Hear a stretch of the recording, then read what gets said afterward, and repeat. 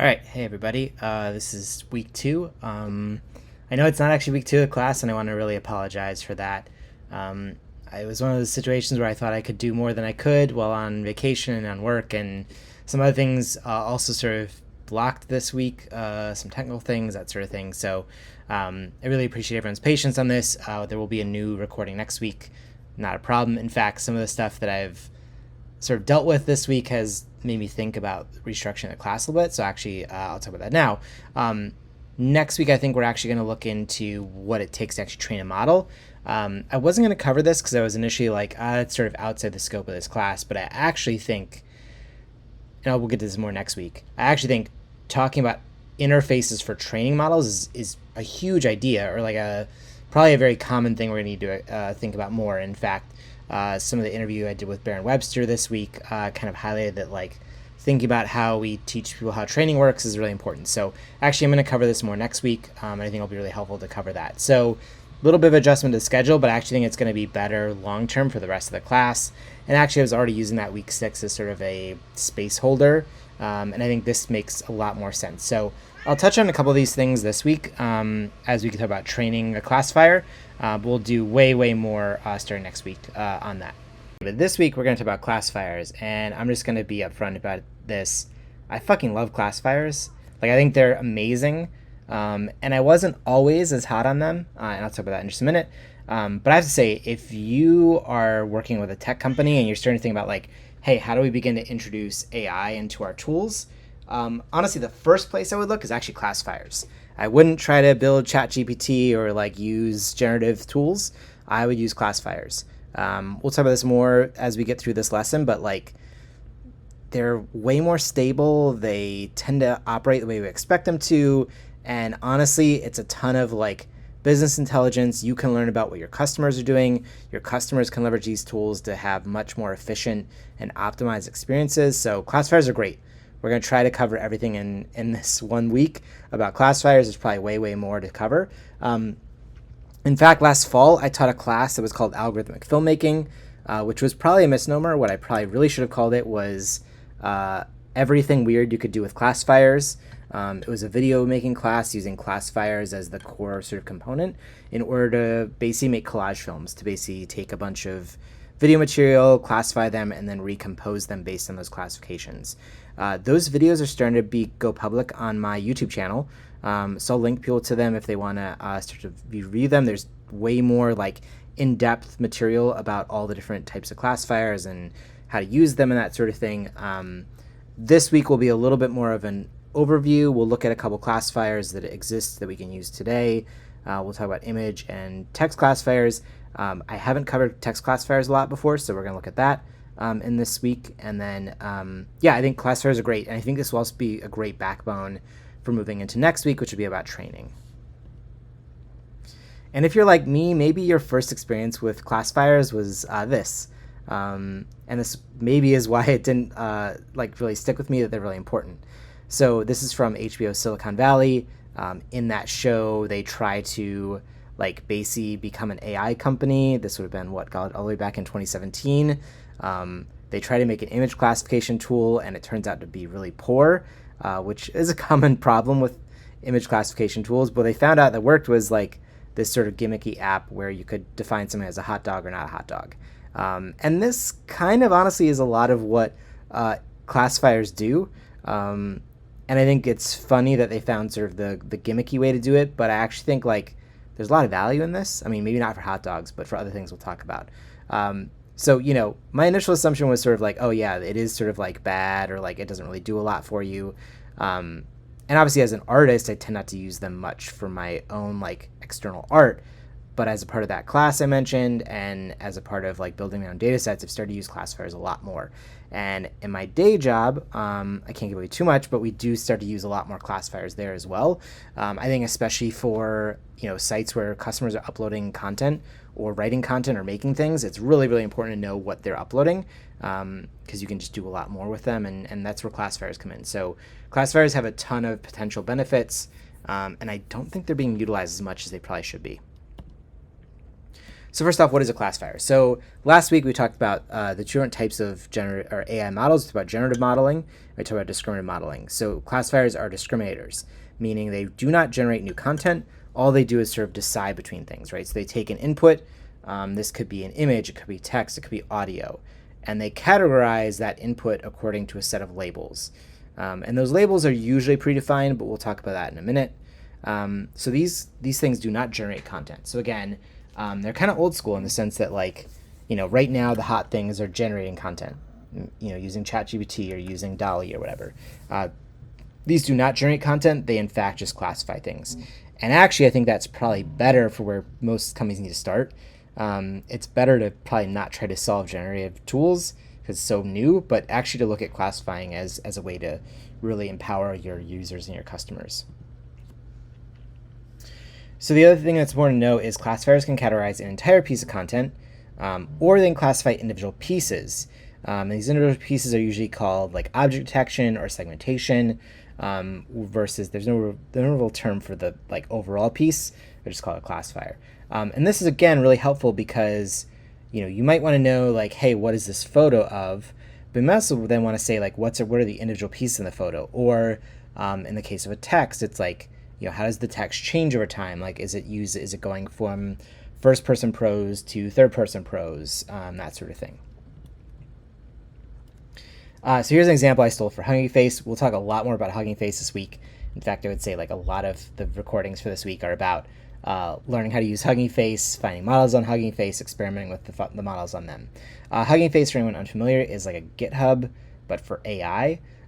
It does actually leverage GitHub in a lot of ways, but it's also like a place for you to find all the models that already exist, interface with them, use them, experiment with them, like sort of learn how they were made, that sort of thing. It's honestly a really great site, and it's become like basically the go-to for me in the past sort of like 2-ish years.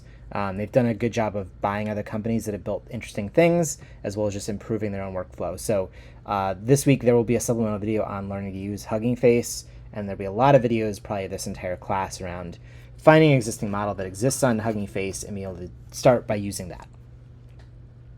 And next week we'll even look at how to train on Hugging Face, which is part of the reason I got stuck this week, because they changed everything from the last time I taught it, and I was going to cover it this week, and then it kind of blew up in my face. So we will look at that more next week. I think it'll be really helpful, but it took me a lot of time to figure out why they changed things, because it's not as good as it was before. Just going to be honest there. But we'll look at that more next week. But anyway, the goal of a classifier is essentially you give it an input. So in this case, we're inputting text. We're inputting a text that says, I love Hugging Face.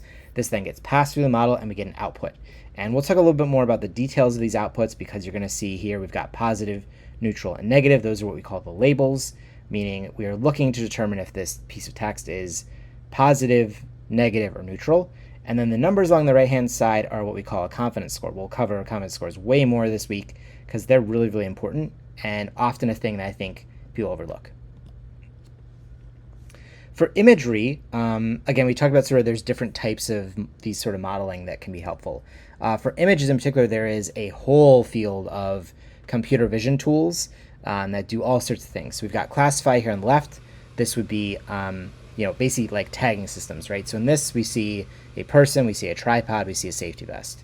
Then we've got things called detection, which are object detection, which is isolating the individual images or individual objects within an image and being able to classify those. We've got segmentation, which isn't just like a block, like a box around the thing. It's actually like highlighting the individual edges. We've got tracking, which is sort of more for video or for long-term like motion detection, which would be sort of detection but over time. And then there's a specific category of detection tools called pose detection.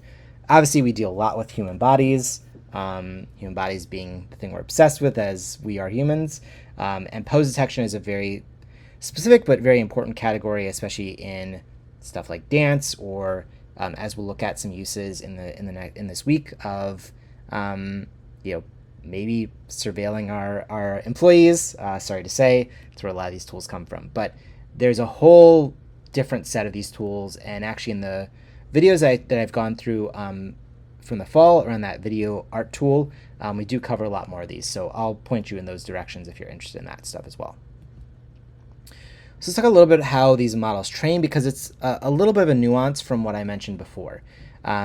So in the previous session, I talked about training as you just upload a bunch of images, they go through the network, and then out comes a model. Well, in this particular one, we actually want to train with what we call labels. Sometimes these are called annotations. I know someone had asked in our session. Sorry, my cat is going crazy right now. So these labels are essentially, again, what we sort of talked about, which is like, let's say we want to find just images with people in them.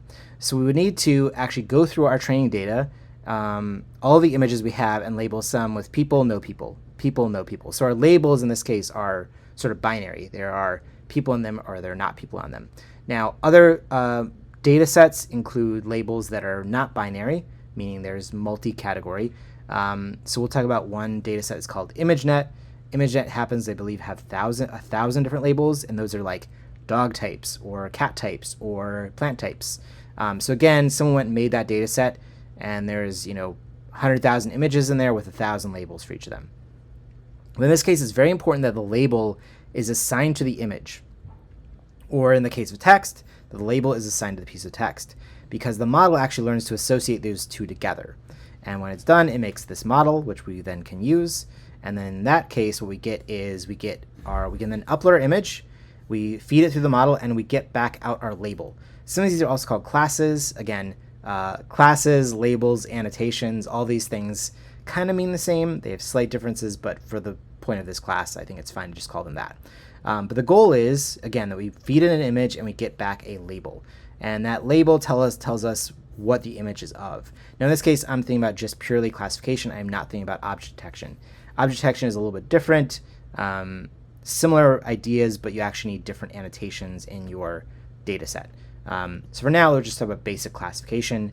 And the goal here is, by training on a set of combined labels and images, we can then do the reverse, and we can actually just give an image and get a label out. There are many, many, many data sets for image classification. I have listed just a handful here. All of them are probably pretty well known. MNIST is like basically if you do your very first version of machine learning class, there'll likely be what's called a handwriting data set analysis, and that uses the MNIST data set. So it's a data set of all handwritten numerals. Again, kind of a toy example, but it's the one that everyone would sort of maybe start with. For something like ImageNet, I mentioned, ImageNet is a data set of thousands of different images, and those images have 1,000 categories. So the 1K means how many categories or how many classes or how many labels are associated with this. And you will see, I believe, where is it here?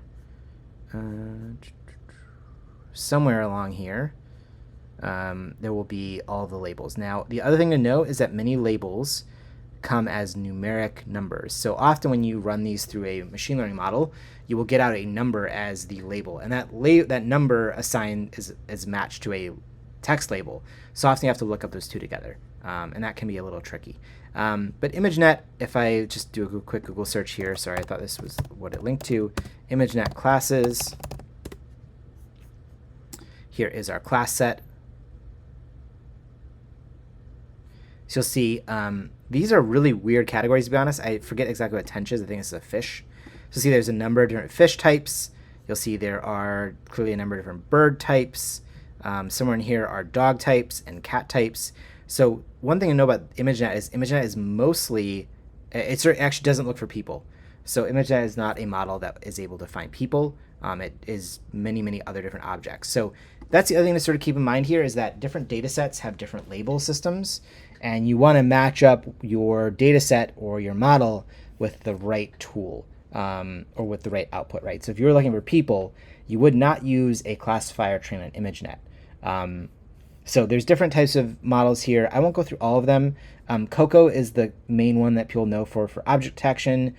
Cypher 10 and Cypher 100 are kind of similar to ImageNet, although again, 10 labels or 100 labels, this is different than 1,000 labels. LSUN is actually a group of different ones. I believe there's some for cars and interiors. So again, it kind of depends on what you're trying to work with. And we'll talk about this more next week when we talk about training. a lot of times what customers or what companies are looking for is not something that's available off the shelf. So you will have to maybe think about making your own data set, which is a whole other conversation we'll start next week, versus finding an off-the-shelf one. If you happen to want to make an app that only categorizes flowers, then guess what? You can use the Oxford flowers and you're pretty much good to go. And someone has probably trained a decent classifier on that already. So again, you can work off that. Many cases, you will not find that exact data set for you. In text classifiers, there are similarly different data sets for different purposes. Glue, maybe sort of similar to LSUN, is sort of a wide-ranging set of data. There's different data sets that do different things in there. One of the things we'll look at a lot in this week's classes are sentiment analysis. Sentiment analysis, again, is this piece of text positive or negative? So IMDb reviews data set is actually a data set of movie reviews that are sort of polarized, right? So very positive, very negative, and you get that out of it. The emotion data set is actually, and you can click on any of these links, again, when I provide the slides. You'll see that the emotion data set here has 6 classes, and these are scored according to anger, fear, joy, love, sadness, and surprise. So again, if you want to understand if this is positive or negative, this is not the right data set for that. You would want to use a different data set for this. But for this one, if you are looking for emotions, then this is a good use case. There's also Amazon reviews, and there's some additional detail in Amazon reviews where it also has some product details and I think product recommendations as well. So most of these data sets have a lot of different pieces, and part of what you'll need to do is working with your engineering team or working with your product team to match up which one makes the most sense for what you're trying to do, or making your own data set, which is its own challenge but might often be better, or you might have customer data already that you can leverage for these tools. Okay, so alongside data sets, there's also different models, and different models are often trained on those data sets. And each model may work better or worse depending on the task. So you might just go to Google and say ImageNet classifier, and there's likely pretty much every classifier at least has once been trained in ImageNet, meaning you will get different scores back or different strengths. Like some networks are better trained for ImageNet and others are better trained for other tools. And again, you kind of have to figure out what's what, or you might have to experiment and try them and see what works for you. This slide again. But again, the model might also be trained only for one of these categories, right? So it might only do classification, it might only do detection, it might only do segmentation, and you have to make sure that you're matching the model you want with the output you want. So if you want object detection, you can't use a regular classifier for that because it's not going to work or not going to give you the right responses. Actually, there's a bit of a wrinkle in that. We'll cover that one in a minute. Let's actually say if you want object detection, you can't use a classifier to do that because that's going to give you not the detection, the boxes, those sort of things. So let's talk a little bit about why you would use one data set over another. Some of the things about data sets is you might see that, there's lots of labels. This data set has 20,000 different label categories. You're like, great, that's a general use case. I can apply that to everything, right? And in some cases, yes. That gives you a lot of flexibility, right? If you are just starting to experiment, you may want to do a quick beta example or beta test, or you want to do some internal testing, then maybe finding a large label data set that has been trained and you can work with is good to get started and to see if your concept is right. Now, the downside of these is often I personally find that large label data sets, their performance is often worse. And we'll talk a little bit about why that is. Some of it kind of has to do with how confidence scores works. Some has to do with the fact that if with 20,000 labels, I don't even know a data set that does that, but let's make that up. Let's say for ImageNet, you've got 1,000 labels. Well, those labels are different types of dogs, and different dogs can look slightly similarly, and that might lead to a difference in confidence scores. Or it's actually tricky to tell the difference between a dachshund and a Chihuahua. That's not really true, but in some angles it might be true, and therefore your data set, your performance of that model might be worse. Often what I find needs to happen, and we'll talk about this a little bit more, is usually you want to combine labels to get better results. So you might actually take all of the dog classes that ImageNet gives you and combine them together to get out just dog or cat, or maybe just dog versus not dog. That's one way of doing it. a better way might even just be to train your model on what dogs look like and what non-dogs look like. And this is kind of the challenge of what we would talk about with the next thing, which is small labeled data sets. Small labels, meaning there are fewer categories, so maybe dog or not dog, will often perform better. Like, just hands down, it's easier to choose between a dog or a not a dog, unless it's the blueberry muffin. I should have included that. I'll have to include that image here. There's a famous machine learning example where someone tried to compare like tan dogs to blueberry muffins, and the machine learning model couldn't figure it out. But often, excluding that use case, a dog versus a not dog will perform better. Just simpler, easier binary classification. Now, the downside of that is obviously, let's say you want to do dogs versus cats versus snakes. Well, a dog or not dog model isn't going to give you cats or snakes predefined. The other thing about this is that it will often provide a label regardless of scene. So let's say you're doing dogs versus cats. If you upload an image of a snake, it's going to need to decide between either a dog or a cat. And it's going to make a decision based on that. And it might say I believe with 51% confidence it's a dog versus 49% a cat.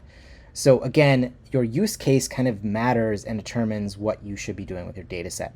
And this is where I actually decided next week we would talk more about data sets and training a model, because it actually turns out that you almost might want to always train a model. Not always true. There might be some off-the-shelf uses or hacks around it, but in some cases it's easier to do that. A good example of something like this would be sentiment analysis, which is this person happy or unhappy? So let's say you are running this on a chatbot or maybe on your email for your customer service team, right? So you want to see how many emails are coming in every week that are positive versus negative. I mean, it's a bit of a challenge because more likely to just get negative results regardless from customer service. But maybe you want to see what the sentiment analysis is for the second response, right? So after your customer service rep has responded to them, what is their next response? Is it happy or is it unhappy? Can you use that to decide if you're giving the right responses to customers, that sort of thing. That's a good example where a small label data set is just going to give you that data. But if you want to go further and say well, are they unhappy with the response? Are they unhappy with the customer service person? Are they unhappy with what's being made available to them? That's where you might need to create a different model based on different data set that gives you wider range of classifications. This is the challenge with these tools, and it's always worth remembering that. So I've been mentioning this a little bit, and let's just dive in and start talking about what a confidence score is. So one of the things I think is kind of tricky about machine learning tools today, and this is partly why I'm teaching this class, is that I often think that most of the results of a machine learning model are shown as fact, right? So someone uploads a photo of their dog and it is returned as a blueberry muffin, and let's just call them machine learning detractors, people who don't like machine learning tools, will highlight this as a case of machine learning being a terrible thing, we shouldn't use it, et cetera, et cetera. Now, they're not wrong in those cases because I think the way the tool is built is incorrect and creating a false sense of confidence or a false sense of trust. And this is where I think confidence scores are often overlooked in the case of classification, and where I think design and UI needs to be more aware of the fact that, or highlight the fact that these are probabilities. Every machine learning tool is essentially a probability machine. The way they're doing probabilities is very, very complex in many cases, but it's always about probability. It's never a fact that this is a thing that this model expects or believes to be true. And I also think that the other challenge with confidence scores is they can be tricky to read. A confidence score in a binary tool, like say dogs versus cats, if you upload a photo of a dog and it says, oh, that's a dog and I'm 95% confident in that, then that's good. But let's say ImageNet, which has 1,000 different confidence scores, 1,000 different labels, if you upload an image of a dog, it might say, I'm 30% confident this is a wiener dog, I'm 20% confident this is a Rottweiler, and then down the stream from there, it's 2%, 3%, 4%. And one of the problems is that you can read into that as, well, oh, it's not very confident, right? Because that score is lower than, say, the dogs versus cats score. Now, the problem is that that doesn't take into account the number of labels. So again, there's an education part of this that needs to happen for machine learning tools that doesn't exist today. But also I think even the people making these tools or using these tools don't really actually necessarily always read these scores correctly. So we need to think about how confidence scores can actually become visualized or become a part of a UI experience. So for example, let's say our dog is here, and we are giving this a dog of a confidence of 93%. Again, dogs versus cats probably. The other challenge here is that if we've got an image we're uploading that has both a dog and a cat in it, and we're asking for dogs versus cats, what do we expect the score to be, right? And this is a case where you might get a score of 52% because it, for whatever reason, sees the cat slightly more strongly than the dog. So again, so much of this is dependent on what is your model trying to do, and then what is the input that a customer is uploading, and how do you successfully navigate that difference in those scores, right? And this is where I think confidence scores are such an important part of actually being able to understand what we are seeing in these images, that it's kind of unfortunate to me that in most cases when I see people use classifiers, they don't actually include the confidence score, or they try to mitigate a way around it. And this is also a case where something like object detection might actually be better for you. So again, remember that in this case, I've got a dog and a cat. I'm trying to define dogs versus cats in my classifier. And this one's just poorly this is also the case of where data sets that are made by research scientists often tend to be very pure, whereas we know the reality of the internet and usage by a customer is going to be very mixed, right? They might upload a photo of their dog and their cat, and they want to have this sorted into the right folder. And this is where something like object detection might actually make more sense. So again, object detection tends to give you a class, a box, and a confidence score. Sorry, a class, a confidence score, and a bounding box for where in that image this object exists. And the key here is that multiple objects can exist within one image. So again, we can upload an image and say, maybe we want to do something Google Photos style, where we want to begin to sort these into different folders for you so you don't have to do your own sorting. Then you may have a folder called dogs, you may have a folder called my car, and you might upload this photo, and the model is, maybe the way you've built the tool is it only sticks one image in one folder, right? In this case, which of these does it pick? Does it pick the car folder? Does it pick the dogs folder? And the object detection, what's kind of nice here is that it could give you the opportunity to do both.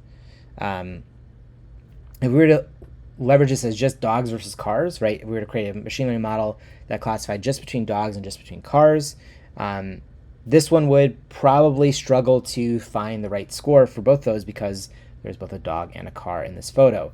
And again, this is where we need new user experiences to sort of explain these things or to understand these things and how we can leverage these tools to better create good experiences or help people save time.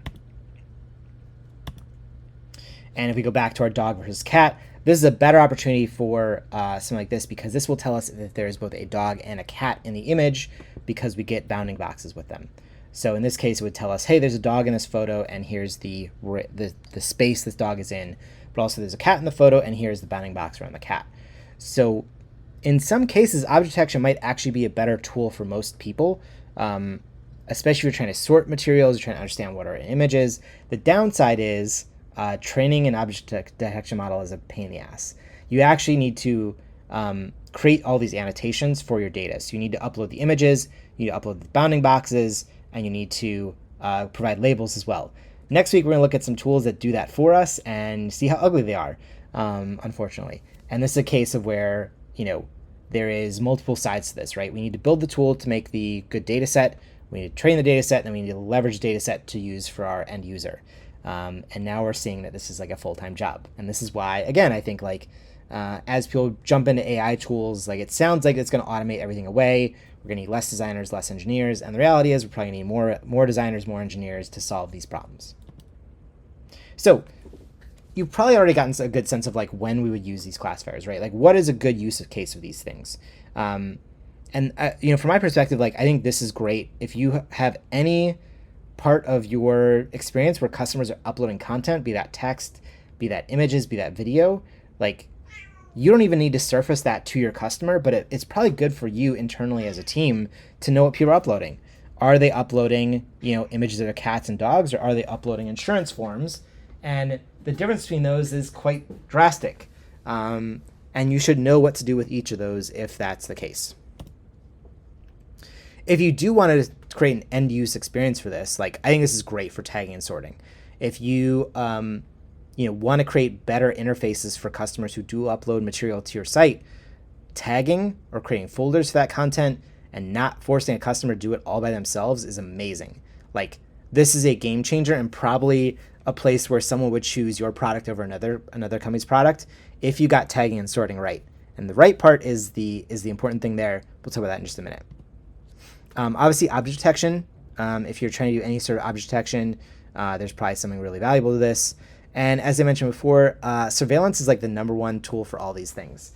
Unfortunately, or fortunately, depending on your point of view, surveilling internal employees, surveilling, what people are uploading to their Slacks or whatever. Like, there's probably a lot of bad stuff being done using classifiers, and I don't really have a good answer to that. Again, we need to talk about ethics as we talk about a part of this, and probably a little bit of transparency, being clear about what we're doing, all of that. So, most machine learning tools are built for, I will be honest, somewhat nefarious purposes. And it's our job to sort of fight against those while also finding the right values for these tools and being able to build on top of that. So I mentioned the key thing for classifiers is getting things right. If you don't get things right, people will lose trust in your product, or worse. And let's talk a little bit about worse. So you might have heard about this all the way back in 2015, I think. Google Photos put up this tool that was using AI to classify different images that you uploaded to the thing.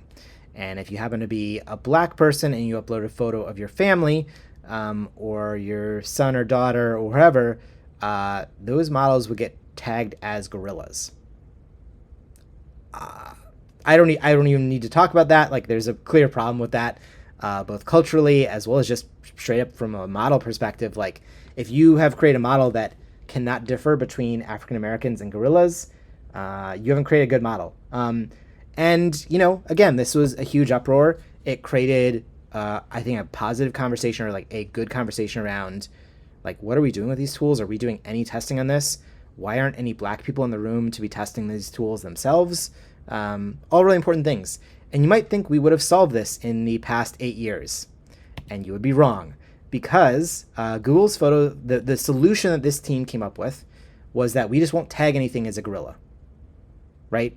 So rather than actually retrain the model or find better solutions around this, they said, we're just going to eliminate tagging photos of gorillas. So that way, no black people ever get tagged as a gorilla.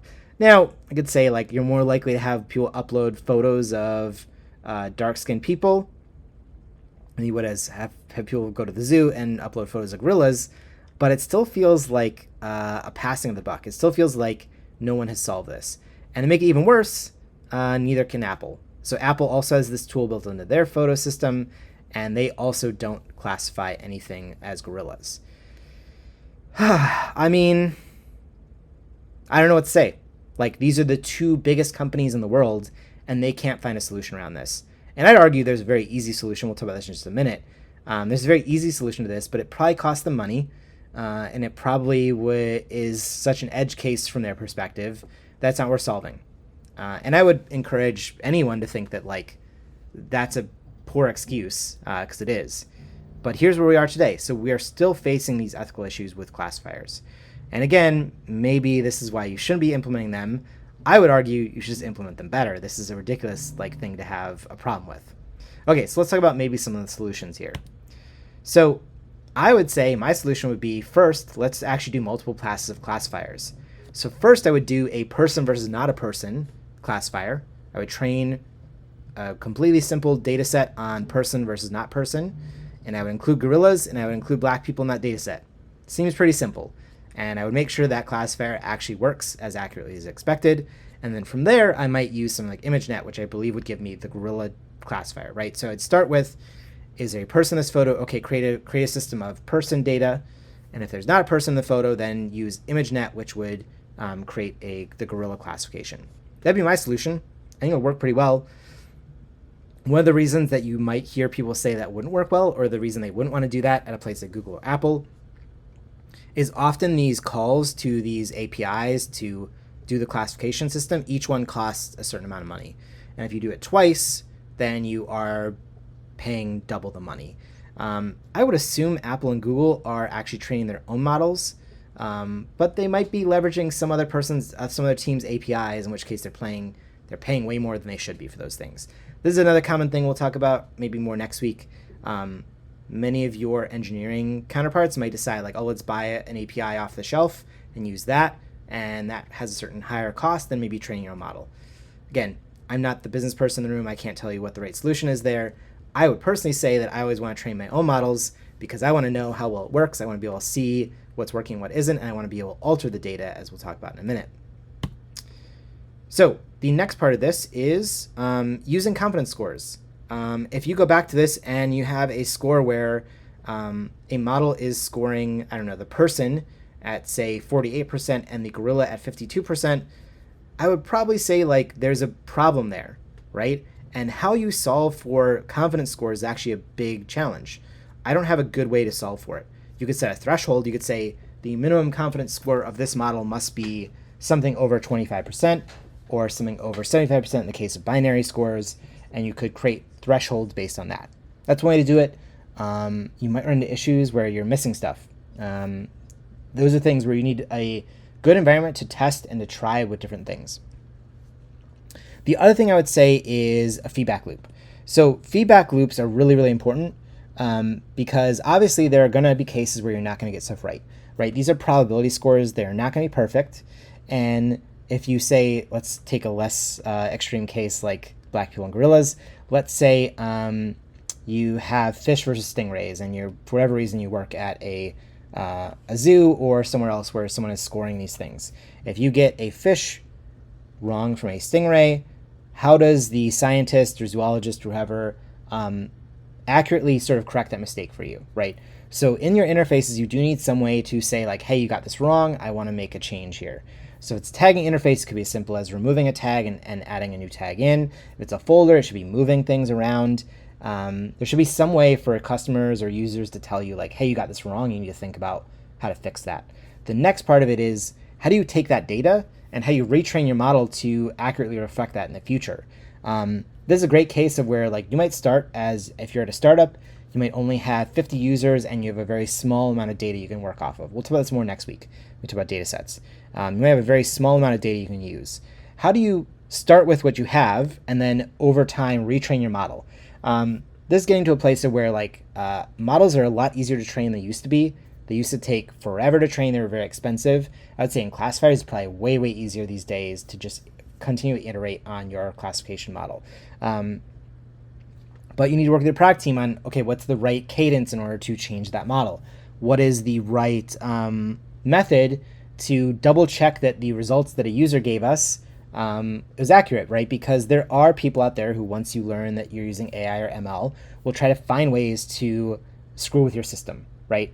And you know, whatever, they're within their right to do that as long as you are also within your right to figure out like if they're right or wrong and be able to take that into consideration. So maybe we'll talk about that more next week, because I think there's a really key component to machine learning as a whole, which is that you need some way to retrain your model. You can't assume your first version is going to be perfect.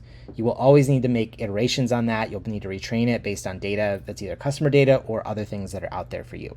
So the key thing to remember here is that like error states happen with all these models. The challenge is, how do you make that easy for a customer to fix, and how do you give them confidence that you are going to update your model to reflect their issues without basically like leaving them in the dust? And you know, these create big challenges, right? The goal here is to make someone's job easier, but if you actually make their job harder, they're going to go find a competitor that can do that for them. Okay, lastly, I want to show some examples of classifiers in use. One of the challenges with these is they're not easy to find. I think in part because a lot of classifiers are being used internally. So there aren't necessarily like design examples that you can see. And I don't have access to a lot of people's internal tools to be able to show you what internal tools look like, nor can I necessarily show you the customers that I work with or clients that I work with for NDA purposes. So I've got a couple examples here. There probably are better ones out there. If anyone finds more, please share them in our Slack channel. We can talk about them. Okay, so we talked to Baron Webster this week. If you haven't watched that recording, that interview with him, I highly recommend that. Again, we'll probably go into this more next week when we talk about data set training. But the tool that Google first made called Teachable Machine is a great example of both understanding how like machine learning models work as well as showing some examples of confidence scores. I kind of love Teachable Machine as an example of like, here's all, you can basically build a training system, right? So here's the training system, but then once you start to use it, you can also like use it as a classification system. So you can see here that this person has trained 3 different scores. It looks like it's maybe like people on the left hand of the screen, people on the bottom of the screen, and people on the right hand of the screen. And then this person is, put up an image that is both bottom and right. And the model is saying that the purple score, the labels here are just colors. They don't really have any label actual, like, what's the word I'm looking for? Semantic context. It's just colors. But they're saying with 95% confidence that this is a purple. And I would say based on the examples I see here, that's probably not true. It probably should be more something like the orange. But regardless, you can see, maybe this is the 5% confidence, right? So it says 5% confidence orange, 95% confidence purple. And because of that, it should do one of these things. It should speak out loud. It should say awesome. Now, I just love this interface because I think it does so many things all at once. I'm sure maybe it's for some people it's a little complex, but I do like that it highlights the confidence score because you can see, oh, well, actually, it's a little bit closer to orange, or it has a little bit of orange, but it really should be orange, so maybe I need to retrain it with more examples. But also, I just like that you can kind of see how the pipeline flows, which I think is just a cool example. Again, we'll probably look at more of these next week as well. I mentioned a little bit about Google Lens and Google Photos. Obviously, there's some issues with Google Photos in the sense of like the gorilla versus black people. Don't want to miss that or like misrepresent that like, hey, that's a serious problem they need to fix. But there are other things that it does well, right? So it is able to do some scoring around, is this a people or a pet? Is it a place? Is it an object? Is it, a video versus collages? There's a bunch of things it does well. And actually, I think even some of the interesting examples it does here, which are maybe not even machine learning, right? It might just be taking metadata from your model or metadata from your image and then applying that to multiple things. So this is another example that I think is really important, which is don't just toss out the non-AI version of sorting filters or other tools. But this is a mix of probably both AI tools as well as some metadata tools, as well as just some smart recommendation systems. So this is a great example, and I really would love to see more people do this across other parts of their site, across other experiences. The other thing that's cool about this is Google Lens, which is a tool that allows you to upload an image. It uses a classifier to then figure out what that image is, and then from there it offers sort of like search based on this. So it's kind of a visual search engine tool, and I think it's kind of interesting. You can see here that like it probably is using ImageNet, and it's figuring out like that's a Whippet or maybe it's a Polish Greyhound. And it's sort of offering you multiple options. And this is the thing we'll talk about a lot more in this class. I think machine learning tools should always offer multiple options. It should never just be one option. Again, I think that relies too much on ignoring confidence scores, whereas this is actually sort of leveraging a confidence score to provide multiple options. And this feels better to me as a user because I'm not necessarily tied to one answer that might be wrong, right? It's giving me a sort of a cascade or a weighted example here of, start with Whippet, Polish Greyhound. I can keep scrolling and maybe find the example that I think is actually true. But this is a good example here again where they're kind of leveraging a confidence score to provide different options. Again, that was really all the examples I could find. Apple does a very similar thing. I haven't really found other tools that do good sorting like that, but if you have any, please let me know. I want to highlight a couple others here. This comes from Ultralytics, which is a company that runs YOLO, which is a bunch of other tools. Now you will see here, I think a lot of these tools are sort of more internal, maybe not end customer, maybe B2B or just internal tooling that I think are helpful.